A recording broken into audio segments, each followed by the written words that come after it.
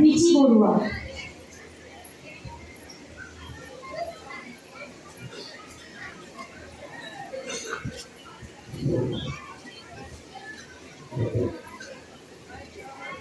শোনাচ্ছি নারী কবিতা, লিখেছেন শরদিন্দু কর্মকার।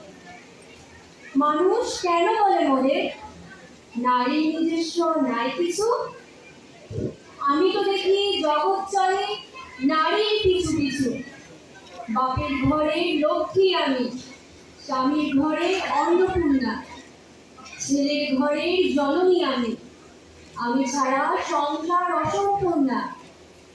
আমার থেকে আপন করতে আর কি কেউ পারে? বাপের ঘরকে ছেড়ে এসেও পরকে বাড়ি ঘরে। গোত্র থেকে গোত্রান্তর যদিও আমি হই, তবু যেন জননী রূপে সকল দুঃখ সই।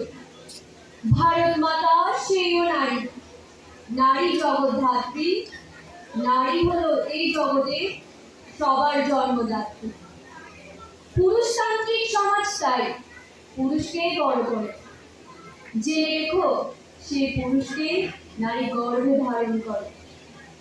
মহাকাল আমার পদে তলে সাহিত্য চিরকাল, আমি ছাড়া এই জগৎ সংসার সবই হবে অচল।